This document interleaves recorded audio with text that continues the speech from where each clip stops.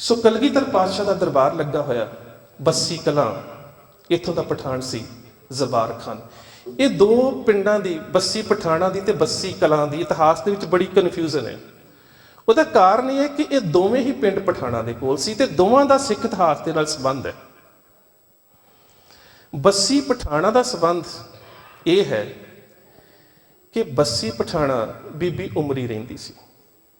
ਬੀਬੀ ਉਮਰੀ ਉਸ ਪਿੰਡ ਦੇ ਲਾਗੇ ਵਿਆਹੀ ਹੋਈ ਸੀ ਤੇ ਬੀਬੀ ਉਮਰੀ ਜਿਹੜੀ ਹੈ ਇਹ ਕੋਟਲਾ ਨਿਹੰਗ ਖਾਨ ਵਾਲੇ ਜਿਹੜੇ ਨੁਰੰਗ ਖਾਨ ਦੀ ਭੈਣ ਸੀ, ਆਲਮ ਖਾਨ ਦੀ ਭੂਆ ਸੀ, ਔਰ ਇਹਦੇ ਬੇਟੇ ਸੀ ਨਬੀ ਖਾਨ ਤੇ ਗਨੀ ਖਾਨ।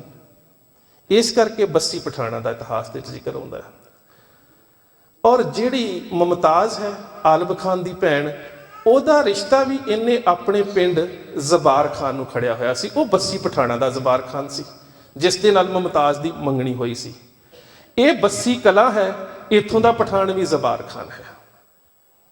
ਪਰ ਇਸ ਪਿੰਡ ਦੇ ਕੁਝ ਹਿੰਦੂ ਵੀ ਰਹਿੰਦੇ ਨੇ। ਦੇਵਕੀ ਦਾਸ ਨਾਮ ਦਾ ਬ੍ਰਾਹਮਣ ਕਲਗੀਧਰ ਪਾਤਸ਼ਾਹ ਗੁਰੂ ਗੋਬਿੰਦ ਸਿੰਘ ਮਹਾਰਾਜ ਦੀ ਸ਼ਰਨ ਦੇ ਵਿੱਚ ਆਇਆ, ਆ ਕੇ ਬੇਨਤੀ ਕੀਤੀ, ਬੱਸੀ ਕਲਾ ਪਿੰਡ ਤੋਂ ਆਇਆ ਹਾਂ, ਮੇਰੀ ਬੇਟੀ ਨੂੰ ਜ਼ਬਾਰ ਖਾਨ ਜ਼ਬਰਦਸਤੀ ਚੁੱਕ ਕੇ ਲੈ ਗਿਆ। ਉਹਦਾ ਵਿਆਹ ਸੀ। ਸਰੋਤਾਂ ਦੇ ਵਿੱਚ ਸਾਨੂੰ ਇਸ ਪ੍ਰਕਰਨ ਦੇ ਦੋ ਰੂਪ ਮਿਲਦੇ ਨੇ। ਜਿਹੜੇ ਸਾਡੇ ਕੋਲ ਭੱਟ ਵਹੀਆਂ ਦੇ ਉੱਪਰ ਆਧਾਰਿਤ ਸਰੋਤ ਨੇ, ਉਹਨਾਂ ਦੇ ਵਿੱਚ ਇਹ ਜ਼ਿਕਰ ਮਿਲਦਾ ਹੈ ਕਿ ਜਿਹੜੀ ਬੱਚੀ ਨੂੰ ਚੁੱਕ ਕੇ ਲਿਖਾਇਆ ਗਿਆ ਉਹ ਦੇਵਕੀ ਦਾਸ ਦੀ ਪਤਨੀ ਸੀ। ਇੱਕ ਸਰੋਤ ਦੇ ਵਿੱਚ ਜ਼ਿਕਰ ਮਿਲਦਾ ਹੈ ਕਿ ਉਹ ਦੇਵਕੀ ਦਾਸ ਬ੍ਰਾਹਮਣ ਦੀ ਬੇਟੀ ਸੀ। ਪਰ ਰਿਸ਼ਤਾ ਕੋਈ ਵੀ ਹੋਵੇ, ਸਰੋਤਾਂ ਦੀ ਘੋਖ ਦੇ ਵਿੱਚੋਂ ਇੰਨਾ ਜ਼ਰੂਰ ਸਪਸ਼ਟ ਹੋ ਜਾਂਦਾ ਹੈ ਕਿ ਬੱਸੀ ਕਲਾਂ ਦੇ ਵਿੱਚ ਇਹ ਘਟਨਾ ਵਾਪਰੀ ਕਿ ਇੱਕ ਹਿੰਦੂ ਪਰਿਵਾਰ ਦੀ ਬੱਚੀ ਨੂੰ ਜ਼ਬਾਰ ਖਾਨ ਪਠਾਨ ਚੁੱਕ ਕੇ ਲੈ ਗਿਆ। ਕਲਗੀਧਰ ਪਾਤਸ਼ਾਹ ਗੁਰੂ ਗੋਬਿੰਦ ਸਿੰਘ ਮਹਾਰਾਜ ਨੇ ਇਸ ਜੰਗ ਦੇ ਵਿੱਚ ਸਿੱਖ ਦੇ ਕੇ ਸਾਹਿਬਜ਼ਾਦਾ ਅਜੀਤ ਸਿੰਘ ਨੂੰ ਭੇਜਿਆ। ਇਹ ਜਿਹੜੀ ਬੱਸੀ ਕਲਾਂ ਦੀ ਜੰਗ ਹੈ, ਇਹ ਸਾਹਿਬਜ਼ਾਦਾ ਅਜੀਤ ਸਿੰਘ ਨੇ ਸਿਰ ਬਸਿਰ ਇਕੱਲਿਆਂ ਨੇ ਲੜੀ ਹੈ, ਆਪਣੇ ਸਾਥੀਆਂ ਦੇ ਨਾਲ ਆਪ ਜੰਗ ਦੀ ਅਗਵਾਈ ਕੀਤੀ ਹੈ। ਔਰ ਇਸ ਜੰਗ ਦੇ ਵਿੱਚ ਜਿਹੜੀ ਉਹਨਾਂ ਦੀ ਜੰਗੀ ਮੁਹਿੰਮ ਜਾਂ ਜੰਗੀ ਨਿਪੁੰਨਤਾ ਦੀ ਖੂਬਸੂਰਤੀ ਇਹ ਸੀ ਕਿ ਬੱਚੀ ਨੂੰ ਸਹੀ ਸਲਾਮਤ ਵਾਪਸ ਘਰ ਪਹੁੰਚਾਉਣਾ ਸੀ ਤੇ ਜ਼ਬਾਰ ਖਾਨ ਨੂੰ ਸਜ਼ਾ ਦੇਣੀ ਸੀ ਜੋ ਗੁਰਦੇਵ ਪਾਤਸ਼ਾਹ ਦੇ ਹੁਕਮ ਦੇ ਅਨੁਸਾਰ ਹੋਵੇ। ਬੱਚੀ ਨੂੰ ਸਹੀ ਸਲਾਮਤ ਉਸਦੇ ਘਰ ਪਹੁੰਚਾਇਆ ਗਿਆ, ਜ਼ਬਾਰ ਖਾਨ ਨੂੰ ਕੈਦ ਕੀਤਾ ਗਿਆ ਤੇ ਕਲਗੀਧਰ ਪਾਤਸ਼ਾਹ ਗੁਰੂ ਗੋਬਿੰਦ ਸਿੰਘ ਮਹਾਰਾਜ ਦੇ ਸਾਹਮਣੇ ਅਨੰਦਪੁਰ ਸਾਹਿਬ ਪੇਸ਼ ਕੀਤਾ ਗਿਆ। ਕਿਉਂ ਪੇਸ਼ ਕੀਤਾ ਗਿਆ? ਕਿਉਂਕਿ ਬੱਚੀ ਦੇ ਨਾਲ ਜ਼ਬਰ ਜਨਾਹ ਹੋ ਚੁੱਕਾ ਸੀ, ਬੱਚੀ ਦੀ ਇੱਜ਼ਤ ਲੁੱਟੀ ਜਾ ਚੁੱਕੀ ਸੀ ਤੇ ਗੁਰਦੇਵ ਪਾਤਸ਼ਾਹ ਨੇ ਜ਼ਬਾਰ ਖਾਨ ਨੂੰ ਮੌਤ ਦੀ ਸਜ਼ਾ ਦਿੱਤੀ। ਸਾਡੇ ਇਤਿਹਾਸਿਕ ਪ੍ਰਮਾਣ ਕਹਿੰਦੇ ਨੇ। ਇਤਿਹਾਸ ਦੇ ਵਿੱਚ 6ਵੇਂ ਪਾਤਸ਼ਾਹ ਤੋਂ ਲੈ ਕੇ 18ਵੀਂ ਸਦੀ ਤੱਕ ਤੁਹਾਨੂੰ ਇੱਕ ਵੀ ਸਰੋਤ ਇਵੇਂ ਦਾ ਨਹੀਂ ਮਿਲੇਗਾ ਕਿ ਸਿੱਖਾਂ ਨੇ ਕਿਸੇ ਜੰਗੀ ਕੈਦੀ ਨੂੰ ਕਤਲ ਕੀਤਾ।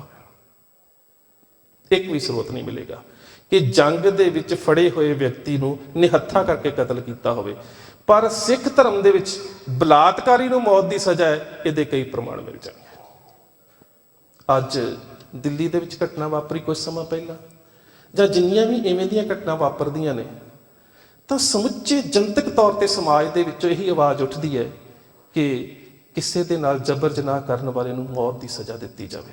ਅੱਜ ਵੀ ਆਵਾਜ਼ ਉੱਠਦੀ ਹੈ। ਸਿੱਖ ਪਰੰਪਰਾਵਾਂ ਦੇ ਵਿੱਚ ਇਹਦੀ ਆਰੰਭਤਾ ਗੁਰੂ ਸਾਹਿਬ ਦੇ ਸਮੇਂ ਹੋ ਗਈ। ਜ਼ਬਾਰ ਖਾਨ ਨੂੰ ਮਾਰਿਆ ਗਿਆ। ਬੰਦਾ ਸਿੰਘ ਬਹਾਦਰ ਦੇ ਸਮੇਂ ਕਪੂਰੀ ਦੇ ਨਵਾਬ ਕਦਮੁਦੀਨ ਨੂੰ ਮਾਰਿਆ ਗਿਆ। ਉਸ ਤੋਂ ਅੱਗੇ ਆ ਜਾਈਏ ਤੇ ਸਰਦਾਰ ਹਰੀ ਸਿੰਘ ਭੰਗੀ ਹੋਣਾ ਦੇ ਸਮੇਂ ਉਸਮਾਨ ਖਾਨ ਕਸੂਰ ਦਾ ਨਵਾਬ ਸੀ, ਉਹਨੂੰ ਕਤਲ ਕੀਤਾ ਗਿਆ। ਉਸ ਤੋਂ ਅੱਗੇ ਆ ਜਾਈਏ, ਹਰੀ ਸਿੰਘ ਨਲਵੇ ਹੋਣਾ ਨੇ ਬੋਈ ਦੇ ਪਠਾਨ ਕਤਲ ਕੀਤੇ ਸੀ।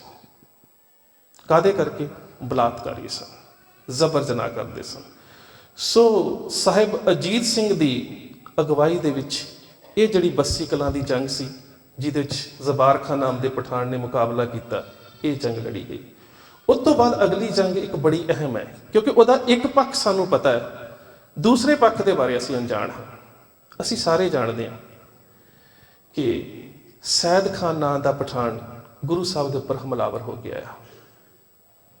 ਕਲਗੀਧਰ ਪਾਤਸ਼ਾਹ ਗੁਰੂ ਗੋਬਿੰਦ ਸਿੰਘ ਮਹਾਰਾਜ ਦੀ ਸ਼ਖਸੀਅਤ ਹੀ ਐਸੀ ਸੀ ਕਿ ਜਿਸ ਵੇਲੇ ਸੈਦ ਖਾਨ ਨੇ ਗੁਰਦੇਵ ਪਾਤਸ਼ਾਹ ਨੂੰ ਮੈਦਾਨੇ ਜੰਗ ਦੇ ਵਿੱਚ ਵੇਖਿਆ ਤੇ ਆਮੋ ਸਾਹਮਣੇ ਨੇ, ਤੇ ਮਨ ਦੇ ਵਿੱਚ ਸੋਚਦਾ ਹੈ ਕਿ ਜੰਗ ਦਾ ਮਜ਼ਾ ਤੇ ਤਾਂ ਆਵੇਗਾ ਨਾ ਜੇ ਸਿੱਖਾਂ ਦਾ ਗੁਰੂ ਮੇਰੇ ਨਾਲ ਮੈਦਾਨੇ ਜੰਗ 'ਚ ਲੜਿਆ। ਤੇ ਗੁਰਦੇਵ ਪਾਤਸ਼ਾਹ ਬਿਲਕੁਲ ਉਸਦੇ ਸਾਹਮਣੇ ਨੇ, ਤੇ ਉਹਦੇ ਸਾਹਮਣੇ ਉਹਨੂੰ ਕੀ ਕਹਿ ਰਹੇ ਨੇ? ਕਹਿੰਦੇ ਸੈਦ ਖਾਨ ਵਾਰ ਕਰ। ਇਹ ਬੜੀ ਵੱਖਰੀ ਖੇਡ ਹੈ। ਇਤਿਹਾਸ ਦੇ ਵਿੱਚ ਮੈਂ ਇੱਕ ਹੋਰ ਗੱਲ ਵੀ ਦੱਸ ਦੇਵਾਂ। 6ਵੇਂ ਪਾਤਸ਼ਾਹ ਦੇ ਸਮੇਂ ਤੋਂ ਲੈ ਕੇ 10ਵੇਂ ਪਾਤਸ਼ਾਹ ਤੱਕ ਗੁਰਦੇਵ ਪਾਤਸ਼ਾਹ ਨੇ ਕਦੀ ਪਹਿਲਾਂ ਵਾਰ ਨਹੀਂ ਕੀਤਾ। 6ਵੇਂ ਪਾਤਸ਼ਾਹ ਨੇ ਕਦੀ ਪਹਿਲਾਂ ਵਾਰ ਨਹੀਂ ਸੀ ਕੀਤਾ ਦੁਸ਼ਮਣ ਦੇ ਉੱਪਰ। ਇੱਕ ਫਾਰਸੀ ਦਾ ਸਰੋਤ ਹੈ ਦਬਸਤਾਨੇ ਮਜ਼ਾਹਿਬ, ਮੁਹੰਮਦ ਅਰਦਸਤਾਨੀ ਦਾ ਲਿਖਿਆ ਹੋਇਆ, ਅਸੀਂ ਉਸ ਨੂੰ ਮੁਹਸਨ ਫਾਨੀ ਵੀ ਕਹਿੰਦੇ ਹਾਂ। ਉਸ ਦਾ ਅੰਗਰੇਜ਼ੀ ਅਨੁਵਾਦ ਡਾਕਟਰ ਗੁਰਭਗਤ ਸਿੰਘ ਹੁਣਾਂ ਨੇ ਕੀਤਾ ਸੀ, ਦਾ ਨਾਨਕ ਪੰਥੀਸ। ਉਹਦੇ 'ਚ ਪੜ੍ਹ ਕੇ ਵੇਖਿਓ। ਕਰਤਾਰਪੁਰ ਦੀ ਜੰਗ, ਕਾਲੇ ਖਾਨ ਗੁਰੂ ਸਾਹਿਬ ਦੇ ਸਾਹਮਣੇ ਹੈ ਤੇ 6ਵੇਂ ਪਾਤਸ਼ਾਹ ਕਹਿ ਰਹੇ ਨੇ ਕਾਲੇ ਖਾਨ ਵਾਰ ਕਰ। ਉਹ ਵੇਖ ਰਿਹਾ ਹੈ, ਲਿਖਾਰੀ ਮੌਕੇ ਦੇ ਉੱਪਰ ਹਾਜ਼ਰ ਹੈ, ਕਹਿੰਦਾ ਮੈਂ ਹੈਰਾਨ ਹਾਂ, ਬੜੀ ਅਜੀਬ ਗੱਲ ਹੈ ਕਿ ਮੈਦਾਨੇ ਜੰਗ ਤੇ ਦੁਸ਼ਮਣ ਨੂੰ ਕਹਿਣਾ ਮੇਰੇ ਤੇ ਵਾਰ ਕਰ। ਕੀ ਗੁਰੂ ਨੂੰ ਯੁੱਧ ਨੀਤੀ ਨਹੀਂ ਆਉਂਦੀ? ਯੁੱਧ ਨੀਤੀ ਜਿਹੜੀ ਹੈ ਉਹਦੇ ਮੁਤਾਬਕ ਤੇ ਦੁਸ਼ਮਣ ਜਦੋਂ ਤੁਹਾਡੇ ਵਾਰ ਦੇ ਥੱਲੇ ਵਾਰ ਕਰ ਦਿਓ। ਕਹਿੰਦਾ ਕਾਲੇ ਖਾਨ ਨੇ ਵਾਰ ਕੀਤਾ, ਪਾਤਸ਼ਾਹ ਨੇ ਰੋਕ ਲਿਆ। ਕਹਿੰਦਾ ਮੈਂ ਸੋਚਿਆ ਹੁਣ ਪਾਤਸ਼ਾਹ ਗੁੱਸੇ 'ਚ ਆ ਕੇ ਵਾਰ ਕਰਨਗੇ। ਕਹਿੰਦਾ ਹੈਰਾਨ ਰਹਿ ਗਿਆ ਜਦੋਂ ਪਾਤਸ਼ਾਹ ਕਹਿੰਦੇ ਨੇ ਕਾਲੇ ਖਾਨ ਫਿਰ ਕੀ ਹੋਇਆ, ਤੇਰਾ ਇੱਕ ਵਾਰ ਅਜਾਈ ਚਲਾ ਗਿਆ, ਚੱਲ ਇੱਕ ਵਾਰ ਹੋਰ ਕਰ। ਕਹਿੰਦਾ ਮੈਂ ਸੋਚਿਆ ਗੁਰੂ ਰਾਜਨੀਤੀ ਤੋਂ ਵੀ ਅਣਜਾਣ ਹੈ, ਯੁੱਧ ਨੀਤੀ ਤਾਂ ਨਹੀਂ ਆਉਂਦੀ, ਰਾਜਨੀਤੀ ਤੋਂ ਵੀ ਅਣਜਾਣ ਲੱਗਦੇ ਨੇ ਕਿ ਰਾਜਨੀਤੀ ਦੇ ਵਿੱਚ ਜਦੋਂ ਕੋਈ ਦੁਸ਼ਮਣ ਕੋਈ ਵਿਰੋਧੀ ਵਾਰ ਕਰ ਦੇਵੇ ਤਾਂ ਦੂਜਾ ਜਵਾਬ ਦੇਣਾ ਤਾਂ ਜ਼ਰੂਰੀ ਹੈ। ਹੈਰਾਨ ਹੈ, ਗੁਰੂ ਸਾਹਿਬ ਕਹਿ ਰਹੇ ਨੇ ਵਾਰ ਕਰ। ਉਸਨੇ ਦੂਸਰਾ ਵਾਰ ਕੀਤਾ, ਪਾਤਸ਼ਾਹ ਨੇ ਫਿਰ ਰੋਕ ਲਿਆ। ਕਹਿੰਦਾ ਮੈਂ ਸੋਚਿਆ ਹੁਣ ਤਾਂ ਗੁਰਦੇਵ ਪਾਤਸ਼ਾਹ ਵਾਰ ਕਰਨਗੇ, ਪਰ ਹੈਰਾਨ ਰਹਿ ਗਿਆ। ਕਹਿੰਦਾ ਮੁਸਕਰਾ ਕੇ ਕਹਿੰਦੇ ਨੇ ਕਾਲੇ ਖਾਂ ਫਿਰ ਕੀ ਹੋਇਆ, ਤੇਰੇ 2 ਵਾਰ ਅਜਾਈ ਚਲੇ ਗਏ, ਚੱਲ ਇੱਕ ਵਾਰ ਹੋਰ ਕਰ ਲੈ। ਕਾਲੇ ਖਾਂ ਨੇ ਤੀਸਰਾ ਵਾਰ ਕੀਤਾ, ਉਹ ਵੀ ਰੋਕ ਲਿਆ। ਕਹਿੰਦਾ ਹੁਣ ਪਾਤਸ਼ਾਹ ਨੇ ਵਾਰ ਕੀਤਾ ਤੇ ਜ਼ੁਬਾਨ ਤੇ ਸ਼ਬਦ ਪਤਾ ਕਿਹੜੇ ਨੇ? ਕਹਿੰਦਾ ਮੈਂ ਚਿਹਰੇ ਤੇ ਗੁੱਸਾ ਨਹੀਂ ਵੇਖਿਆ। ਕਹਿੰਦਾ ਮੁਸਕਰਾ ਕੇ ਪਤਾ ਕੀ ਕਹਿੰਦੇ ਨੇ? ਜਦਨ ਈ ਨੇਸਤ ਬੱਲੋ ਜਦਨ ਈ ਅਸਤ। ਫਾਰਸੀ ਦੇ ਵਿੱਚ ਬੱਲੋ ਬੱਚੇ, ਉਹ ਬੱਚਿਆ ਵਾਰ ਇੰਜ ਨਹੀਂ ਵਾਰ ਇੰਜ ਕਰੀਦਾ। ਕਹਿੰਦੇ 2 ਹਿੱਸੇ ਕਰਕੇ ਜ਼ਮੀਨ ਤੇ ਸੁੱਟ ਦਿੱਤਾ, ਪਰ ਮੈਨੂੰ ਇੰਜ ਲੱਗਾ ਕਿ ਗੁਰੂ ਤਾਂ ਦੁਸ਼ਮਣ ਨੂੰ ਵੀ ਮੈਦਾਨੇ ਜੰਗ ਦੇ ਵਿੱਚ ਯੁੱਧ ਦੀ ਵਿੱਦਿਆ ਦੇ ਰਿਹਾ। ਜਦਨ ਈ ਨੇਸਤ ਬੱਲੋ ਜਦਨ ਈ ਅਸਤ। ਬਿਲਕੁਲ ਇਹੀ ਘਟਨਾਕ੍ਰਮ ਕਲਗੀਧਰ ਪਾਤਸ਼ਾਹ ਗੁਰੂ ਗੋਬਿੰਦ ਸਿੰਘ ਮਹਾਰਾਜ ਅਨੰਦਪੁਰ ਸਾਹਿਬ ਸੈਦ ਖਾਨ ਦੇ ਨਾਲ। ਜਦੋਂ ਸੈਦ ਖਾਨ ਨੇ ਇਹ ਕੌਤਕ ਵੇਖਿਆ ਕਿ ਗੁਰੂ ਖੁਦ ਕਹਿ ਰਿਹਾ ਕਿ ਵਾਰ ਕਰ, ਸੈਦ ਖਾਨ ਦੇ ਕੋਲੋਂ ਵਾਰ ਨਹੀਂ ਕੀਤਾ ਗਿਆ। ਘੋੜੇ ਤੋਂ ਥੱਲੇ ਉਤਰਿਆ, ਸ਼ਮਸ਼ੀਰ ਨੂੰ ਮਿਆਨ ਦੇ ਵਿੱਚ ਪਾਇਆ, ਇੱਕ ਸ਼ਬਦ ਕਿਹਾ ਫਾਰਸੀ ਸਰੋਤਾਂ 'ਚ ਮਿਲਦਾ ਹੈ, ਖੁਦਾ ਆਇਦ, ਖੁਦਾ ਆਇਦ, ਆਇਦ ਖੁਦਾ ਬੰਦਾ, ਹਕੀਕਤ ਦਰ ਮਿਜ਼ਾਜ ਆਇਦ ਕੇ ਮੁਰਦਾਰਾ ਕੁਨਤ ਜ਼ਿੰਦਾ। ਇਹ ਦੁਨੀਆ ਦੇ ਲੋਕੋ ਸੱਚਮੁੱਚ ਗੁਰੂ ਗੋਬਿੰਦ ਸਿੰਘ ਖੁਦਾ ਹੈ, ਸੱਚਮੁੱਚ ਖੁਦਾ ਹੈ। ਮੈਂ ਕਸਮ ਖਾ ਕੇ ਆਇਆ ਸੀ ਇਹਨੂੰ ਮਾਰਨਾ, ਸੱਚ ਜਾਣਿਓ ਇਹਦੇ ਚਿਹਰੇ ਨੂੰ ਤੱਕ ਕੇ ਤਾਂ ਮੈਨੂੰ ਜ਼ਿੰਦਗੀ ਮਿਲ ਗਈ, ਮੈਂ ਇਹਨੂੰ ਕੀ ਮਾਰਨਾ ਸੀ। ਖੁਦਾ ਆਇਦ, ਖੁਦਾ ਆਇਦ, ਆਇਦ ਖੁਦਾ ਬੰਦਾ, ਹਕੀਕਤ ਦਰ ਮਿਜ਼ਾਜ ਆਇਦ ਕਿ ਮੁਰਦਾਰਾ ਕੁਨਤ ਜ਼ਿੰਦਾ। ਸੈਦ ਖਾਂ ਤੇ ਗੁਰੂ ਸਾਹਿਬ ਦਾ ਸਿੱਖ ਬਣ ਗਿਆ, ਪਰ ਉਹਦੇ ਨਾਲ ਜਿਹੜੀ ਬਾਕੀ ਫੌਜ ਸੀ ਉਹਦਾ ਇੱਕ ਨਾਇਬ ਸੈਨਾਪਤੀ ਵੀ ਸੀ ਅਜ਼ਾਨ ਖਾਨ। ਉਸ ਦੇ ਬਾਰੇ ਸਾਨੂੰ ਦੱਸਿਆ ਨਹੀਂ ਜਾਂਦਾ ਇਤਿਹਾਸ ਦੇ ਵਿੱਚ। ਅਜ਼ਾਨ ਖਾਨ ਵਾਪਸ ਭੱਜਿਆ ਜਦੋਂ ਉਸਨੇ ਵੇਖਿਆ ਕਿ ਮੇਰਾ ਮੁਖੀ ਜਿਹੜਾ ਮਨਸਬਦਾਰ ਸੀ ਉਹ ਗੁਰੂ ਦਾ ਸਿੱਖ ਬਣ ਗਿਆ, ਤੇ ਜਿਹੜਾ ਨਾਇਬ ਫੌਜਦਾਰ ਸੀ ਉਹ ਵਾਪਸ ਭੱਜਣ ਲੱਗਾ, ਤੇ ਕੁਝ ਸਿੱਖਾਂ ਨੇ ਪਿੱਛਾ ਕੀਤਾ। ਪਾਤਸ਼ਾਹ ਨੇ ਰੋਕ ਦਿੱਤਾ, ਭੱਜੇ ਜਾਂਦੇ ਦੁਸ਼ਮਣ ਦਾ ਪਿੱਛਾ ਨਹੀਂ ਕਰਨਾ। ਪਰ ਕਈ ਵਾਰੀ ਕੁਝ ਸਿੱਖ ਥੋੜੇ ਮਨਚਲੇ ਸੁਭਾਅ ਦੇ ਵੀ ਹੁੰਦੇ ਨੇ, ਉਹ ਥੋੜਾ ਅੱਗੇ ਚਲੇ ਗਏ ਤੇ ਅਜ਼ਾਨ ਖਾਨ ਨੇ ਵਾਪਸ ਮੁੜ ਕੇ ਹਮਲਾ ਕਰ ਦਿੱਤਾ। ਇਹ ਜੰਗ ਇਤਿਹਾਸ ਦੇ ਮੁਤਾਬਕ ਹਾਰੀ ਜਾਣੀ ਸੀ ਜੇ ਮੌਕੇ ਦੇ ਉੱਪਰ ਸਾਹਿਬਜ਼ਾਦਾ ਅਜੀਤ ਸਿੰਘ ਆਪਣੀ ਫੌਜ ਨੂੰ ਲੈ ਕੇ ਨਾ ਪਹੁੰਚਦੇ, ਤੇ ਅਜ਼ਾਨ ਖਾਨ ਨੂੰ ਖਤਮ ਕਰਕੇ ਇਸ ਜੰਗ ਨੂੰ ਜਿੱਤਣ ਦਾ ਸਿਹਰਾ ਵੀ ਸਾਹਿਬ ਅਜੀਤ ਸਿੰਘ ਦੇ ਸਿਰ ਜਾਂਦਾ।